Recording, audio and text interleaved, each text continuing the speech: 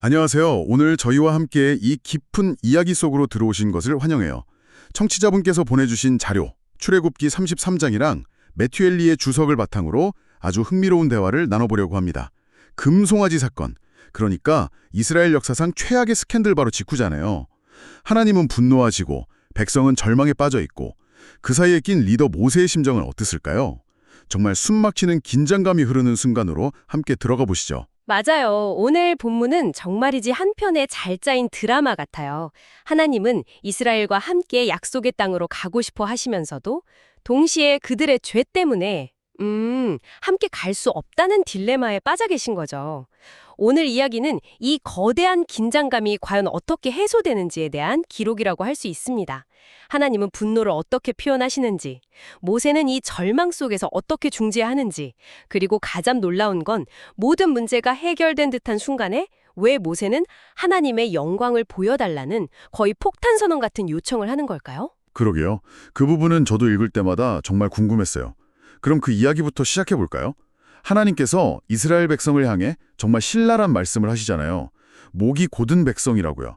이게 그냥 우리가 흔히 말하는 고집이 세다, 이 정도의 의미가 아니라고 들었어요. 네, 주석에서는 그 점을 아주 날카롭게 지적해요. 목이 곧다는 건 밭을 가는 소가 주인의 뜻을 거스르면서 멍에를 벗어던지려고 버티는 그런 이미지를 떠올리시면 돼요. 아, 이건 단순히 의견이 다른 수준이 아니라 하나님의 법과 통치를 받지 않겠다는 아주 완고하고 반항적인 본성을 의미하는 거죠. 주석에 따르면 하나님을 이토록 분노하게 만드는 죄의 본질이 바로 이 목이 곧음에 있다고 해요. 하나님의 선한 뜻에 맞춰 변화되기를 거부하는 마음, 바로 그걸 보신 거예요. 마음의 본질을 보셨다는 말씀이시군요.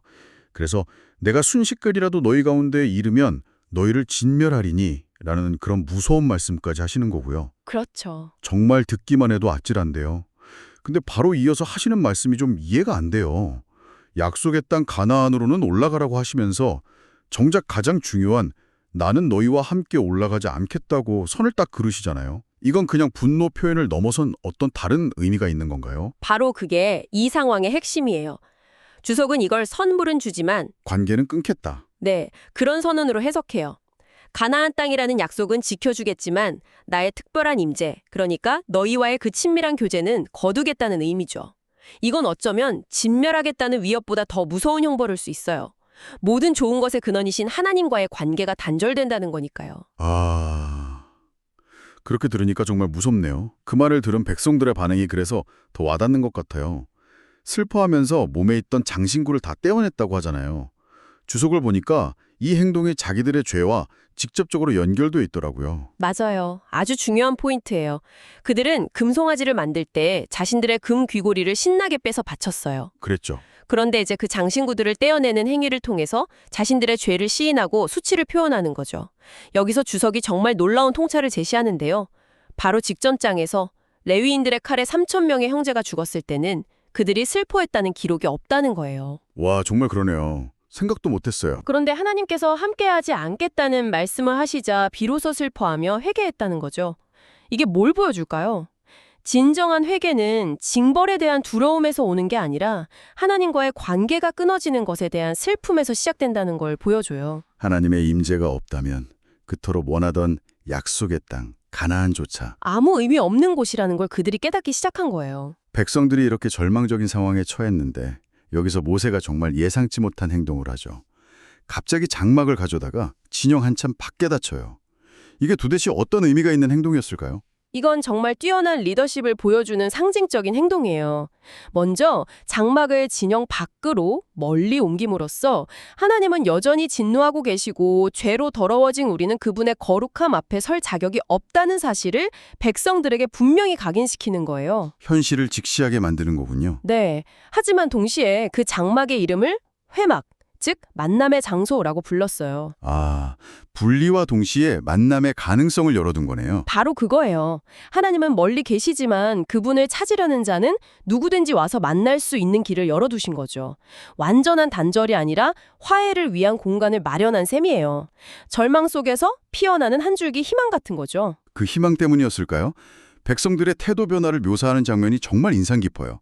모세가 그 회막으로 나아갈 때 모든 백성이 자기 장막 문에 서서 그를 바라보고 구름 기둥이 내려오는 걸 보자 다 엎드려 경배하잖아요. 주석은 이걸 아주 아름다운 마음의 변화라고 설명하더군요. 네, 이전까지 모세를 원망하고 경멸했던 백성들이 이제 그를 자신과 하나님 사이의 유일한 중재자로 인정하고 존중하는 마음을 보여주는 거예요. 아, 자신들의 대표자가 하나님께 나아가는 모습을 한마음으로 지켜보며 응원하는 거죠.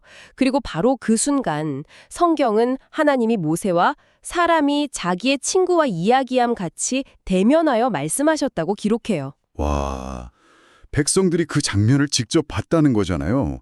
자신들의 변호인이 하나님과 저렇게 친밀하다는 걸 눈으로 확인했을 때 정말 큰 희망을 느꼈을 것 같아요. 그렇죠. 아, 우리에겐 저런 중재자가 있구나. 아직 끝이 아니구나 하는 마음이 들었을 거예요. 이 장면은 중재자의 역할이 얼마나 중요한지를 극명하게 보여줍니다. 이제 이 이야기의 클라이맥스로 넘어가 보죠. 모세와 하나님의 놀라운 대화, 사실상 협상인데요. 하나님께 백성과 함께 가시겠다는 약속을 받아냈는데도 모세는 거기서 멈추지 않고 더 요구하잖아요. 어떤 논리로 하나님을 설득하는 건가요? 주석은 모세의 논리를 정말 체계적으로 분석해요. 정말 대담하고 논리적인 변론과 같아요. 첫째, 하나님이 자신에게 주신 사명, 즉 이 백성을 인도하여 올라가라고 명령하셨다는 사실을 상기시켜요. 이건 제 일이 아니라 하나님이 시키신 일입니다. 라고 말하는 거죠. 둘째, 나는 이름으로도 너를 안다고 하신 하나님과의 개인적인 친밀함을 근거로 그 은총을 백성 전체에게 확정해달라고 요청해요. 개인적인 관계를 공동체를 위한 담보로 사용하는 거네요. 맞아요. 셋째, 아주 결정적인데 이스라엘을 주의 백성이라고 부르면서 하나님의 책임감을 자극해요. 이들은 제 백성이 아니라 하나님의 백성입니다. 라고 선언하는 거죠. 그리고 마지막으로 모든 논리를 뛰어넘는 신앙 고백을 해요. 주께서 친히 가지 아니하시려거든 우리를 이곳에서 올려보내지 마옵소서. 저는 이 구절을 읽을 때마다 소름이 돋아요. 주석의 표현을 빌리자면 하나님 없는 가나안에 가느니 차라리 하나님과 함께 이 광야에서 죽는 게 낫다는 고백이잖아요. 하나님의 임재 자체가 목적이고 모든 가치의 기준이라는 선언이니까요. 바로 그거예요. 하나님의 임재야말로 우리를 다른 민족과 구별하는 유일한 증거라고 말해요. 천사를 보내주시는 것만으로는 부족하다는 정말 간큰 요구죠. 그런데 놀랍게도 하나님은 모세의 이 모든 간청을 들어주세요. 네가 말하는 이 일도 내가 하리라고 약속하시죠. 보통 이야기라면 여기서 모두 행복하게 살았습니다 하고 끝나야 하잖아요. 그런데 모세는 여기서 한 걸음 더 나아가요. 원하건대 주의 영광을 내게 보이소서. 아니, 모든 걸 다 얻었는데 갑자기 이건 또 무슨 요청일까요?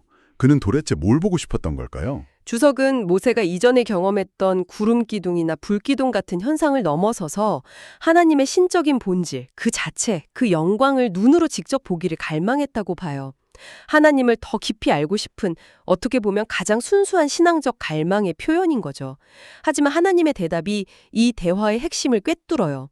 네가 내 얼굴을 보지 못하리니 나를 보고 살 자가 없음이니라. 인간의 유한함 때문에 하나님의 영광을 온전히 감당할 수 없다는 말씀이시군요. 네, 죄의 문제이기도 하고 유한한 피조물로서 무한한 창조주를 다 담을 수 없다는 근본적인 한계이기도 해요. 대신 하나님은 다른 놀라운 제안을 하세요. 당신의 얼굴 대신 당신의 모든 선한 것이 모세 앞으로 지나가게 하시겠다고요. 잠깐만요. 그럼 영광을 보여달라는 요청에 나의 선함을 보여주겠다고 답하신 거네요. 저는 영광이라고 하면 번쩍이는 빛이나 압도적인 힘 같은 걸 상상했는데 하나님의 가장 큰 영광이 그분의 선함과 자비라는 건 정말 생각의 전환을 가져오는 것 같아요. 맞아요. 바로 그게 매튜 헨리가 이 본문에서 발견한 가장 중요한 통찰이에요. 하나님의 영광의 본질은 그분의 압도적인 권능이나 위엄이 아니라 은혜를 베풀고 긍휼히 여기시는 그분의 선하신 성품이라는 거예요. 하나님은 이어서 선포하시죠. 나는 은혜 베풀 자에게 은혜를 베풀고 긍휼히 여길 자에게 긍휼을 베푸느니라. 여기서 하나님의 영광은 그분의 주권적인 선하심과 연결돼요. 그분의 자비는 우리의 자격이나 공로가 아니라 전적으로 그분의 자유로운 의지에 달려있다는 선언이죠. 와, 그렇군요. 영광이 곧 선하심이라니. 이어서 하나님이 모세를 반석 틈에 두시고 손으로 덮어 보호하시면서 지나가시잖아요. 그리고 모세는 하나님의 등만 볼 수 있었다고 하고요. 이 장면은 또 어떤 의미를 담고 있을까요? 주석은 이 반석을 종종 그리스도의 모형으로 해석해요. 하나님의 진노로부터 우리를 안전하게 지켜주는 유일한 피난처를 상징하는 거죠. 그리고 하나님의 등을 본다는 건 우리가 이 땅에서 하나님을 아는 지식이 부분적이고 불완전할 수밖에 없다는 걸 상징하는 거예요. 아, 우리는 그분의 일하심의 결과나 그분이 지나가신 흔적은 볼 수 있지만 그분의 본질 전체를 완전히 꿰뚫어 볼 수는 없다는 의미죠. 지금은 거울로 보는 것처럼 희미하지만 언젠가 얼굴과 얼굴을 대하여 볼 날이 있을 거라는 다른 성경 구절이 떠오르네요. 정확해요. 완전한 알문 다음 세상을 위한 영원한 축복으로 남겨져 있다는 암시를 주는 아주 아름다운 장면이에요. 오늘 우리는 하나님의 무서운 진노로 시작해서 백성의 진정한 참회, 그리고 한 사람의 끈질긴 중보기도를 통해 깨졌던 관계가 극적으로 회복되는 과정을 따라와 봤네요. 이 모든 이야기를 통해 다시 한번 깨닫게 되는 건 우리 인생의 가장 큰 비극은 어떤 벌을 받는 것 자체가 아니라 하나님의 임재를 잃어버리는 것이라는 사실인 것 같아요. 그리고 모세의 마지막 요청과 하나님의 대답에서 가장 깊은 울림을 얻게 되죠. 그는 눈에 보이는 영광을 구했지만 하나님은 보이지 않는 당신의 선하심을 보여주셨어요. 이것은 우리가 하나님에 대해 진정으로 영광스럽게 여겨야 할 것이 무엇인지 다시 생각하게 만들어요. 바로 목이 곧은 우리 같은 사람조차 포기하지 않으시고 긍휼을 베푸시는 그분의 자비와 은혜, 그것이 바로 하나님의 진짜 영광이라는 거죠. 오늘 대화를 정리하면서 주석의 마지막 코멘트가 마음에 계속 남아요. 모세는 이때 반석 틈에서 하나님의 등만 희미하게 봤지만 아주 오랜 세월이 흐른 뒤에 변화산에서 해같이 빛나는 예수님의 얼굴을 직접 보았다는 점을 상기시키잖아요. 어쩌면 오늘 내용은 우리에게 이런 질문을 던지는 것 같아요. 광야에서 모세가 희미하게 엿보았던 하나님의 그 영광, 그 선하심이 어떻게 그리스도라는 한 인격을 통해 가장 완전하고 선명하게 우리에게 드러나게 된 걸까요? 청취자분께서 한번 깊이 생각해 보실 질문으로 남겨드립니다.